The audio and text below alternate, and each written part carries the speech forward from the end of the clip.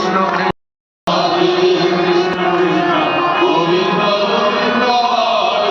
রাধে গোবিন্দ গোবিন্দ গোবিন্দ গোবিন্দ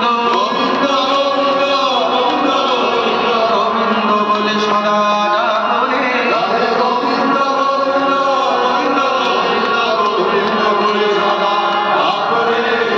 দিনটা ছিল ক্রিসমাসের দিন আর দিনের শুরুটা ঠিক এইভাবেই হয়েছিল। সকালবেলা হাঁটতে গিয়ে একটু ঠাকুরের অনুষ্ঠানে চলে গিয়েছিলাম। আমাদের বাড়ির সামনে বিশাল বড় অনুকূল ঠাকুরের জাগ সৃজনী মহাযজ্ঞ হচ্ছিল। আর যেহেতু 25th ডিসেম্বর তাই এই দোকানগুলোকে এত সুন্দর করে সাজিয়ে তুলেছে। আর আমাদের ওদিন এক জায়গায় ইনভিটেশন ছিল, তো রাস্তায় বেরিয়ে দেখি এক তো 25th ডিসেম্বর, তার মধ্যে কমলালেবুর বাগান ভাইরাল হয়েছে যেটা, আর তার মধ্যে অনুকূল ঠাকুরের এই অনুষ্ঠান, যার জন্য অশোকনগর স্টেশন চত্বরে এত জ্যাম আর এত লাইন অটোর জন্য। এইরকম লাইন আমি কোনোদিন এর আগে দেখিনি। তো যাই হোক, সব মিলিয়ে রাস্তাঘাটের অবস্থা খুবই খারাপ ছিল, কিন্তু তাও আমরা উঠে পড়লাম আমাদের গন্তব্যে যাওয়ার জন্য। আমাদের ডেস্টিনেশন ছিল গুমা খ্রিস্টান পাড়া। ওখানে হচ্ছে পেখমের বান্ধবী রাহি দিদির বাড়ি, আর আমারও বান্ধবী হয় ওর মা রুমা। তো ওখানে আমরা চলে এসেছিলাম। আর এই যে খ্রিস্টান পাড়ায় ঢুকতেই এরকম একটা সুন্দর মেরি মাকে দেখে পেখম জিজ্ঞাসা করছিল যে এটা কি। তারপর আমরা চলে আসলাম পেখমের রাহি দিদির বাড়ির ওদিকে। আর রাহি দিদি তো রাস্তা থেকেই ওকে দেখতে পেয়েছে, মানে রাস্তাতেই হয়তো ও দাঁড়িয়ে ছিল, আর এসেই দেখো একদম সুন্দর একটা হাগ করে নিল। আর ও কিন্তু পেখমের সাথে দেখা হলে পেখমকে অনেক আদর করে। ও যেহেতু দিদি তাই একটু দিদিগিরি বলায়, আর পেখম তো ছোট বোন তাই ওকে একটু বেশি আদর করে। তো আমিও গিয়ে সবার সঙ্গে দেখা করে নিলাম। আর রাহির জন্য আমরা ক্রিসমাস উপলক্ষে একটা ছোট্ট গিফট নিয়ে গিয়েছিলাম, যেটা আমরা রাহি দিদিকে দিয়ে দিলাম। তারপর ওদের বাড়ি থেকে তো অনেক কিছু খেতে দিয়েছিল, কিন্তু তার মধ্যে রোজ কেকটা কিন্তু দারুণ ছিল। ওরা এটা প্রতি বছরই নাকি বাড়িতে বানায়। আমাদের যেমন লক্ষ্মী পুজোর মধ্যে নাড়ু করার চল আছে, আর ওদের এই রোজ কেকটা প্রতি বছর নাকি বানাতেই হয়।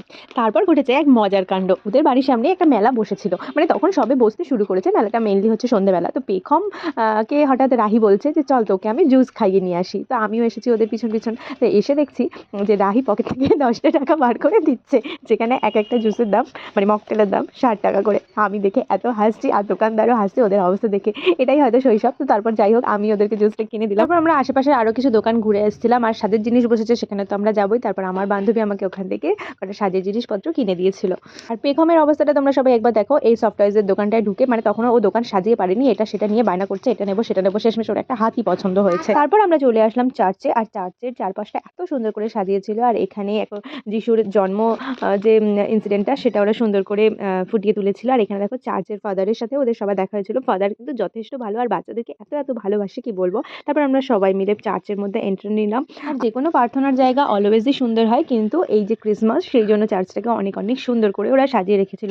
চার্চের মধ্যে কিন্তু অনেক নীরবতা থাকে, আর আমার কিন্তু স্পেশালি অনেক ভালো লাগে। এর আগেও আমি অনেকবার চার্চে গেছি। আর ক্রিসমাসের দিনে তখনও লোকজন আর কি, মানে সাধারণ দর্শনার্থীর জন্য তখনও খোলা হয়নি, যেহেতু আমার বান্ধবী খ্রিস্টান তাই ওরা যে কোনো সময় যেতে পারে। তাই আমরাও একটু গিয়ে মানে নিরিবিলিতে দেখে আসলাম। এরপরে তো প্রচুর ভিড় হয়ে যাবে। আর চার্চের মধ্যে এরকম একটা ক্যাফে, মানে ওই জাস্ট স্ন্যাক্স আইটেম আর চা কফির দোকান বসেছিল আর কি। মানে এটা কিন্তু টেম্পোরারি, এটা সবসময় থাকে না। তো ওখান থেকে আমার বান্ধবীর প্রিয় 1 কাপ চা খাইয়ে দিলাম। ও এর আগেও আমার সাথে যখনই বেরোয় তখনই ও চাটাই বেশি প্রেফার করে।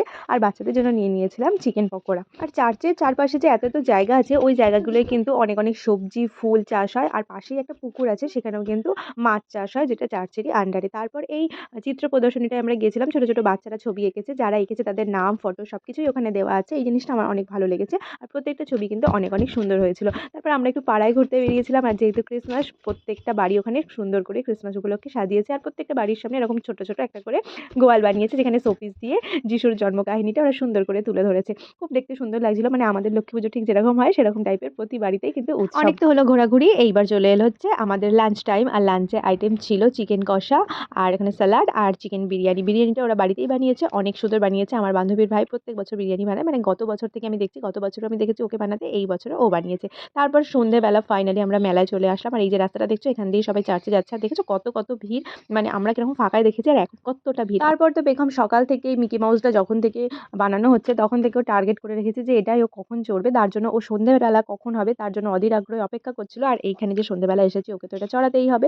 তো ওরা কিন্তু মিকি মাউসটাই চড়ে অনেক মজা করেছে। দুজনে মিলে মিকি মাউসে এত মজা করেছে ওখান থেকে নামার পর, যে দুজনেরই পা ব্যথা হচ্ছিল। তাই দুজনের অবস্থা দেখো, মেলায় হারিয়ে যাওয়া বাচ্চাদের মতো এখানে ওরা দুজনেই বসে পড়েছে। তারপর আমরা মেলায় একটু খাওয়া দাওয়া করে তারপর বাড়ি ফেরার পালা। এখানে আমরা একে অপরকে বাই করে শেষমেশ বাড়ির জন্য রওনা দিলাম। আর অনেকটাই রাত হয়ে গিয়েছিল। তো আমরা ক্রিসমাসে প্রচুর মজা করেছি। তোমরা কতটা মজা করলে সেটাও কমেন্টে জানিও। ক্রিসমাস ব্লগটা তোমাদের কেমন লাগলো অবশ্যই জানিও।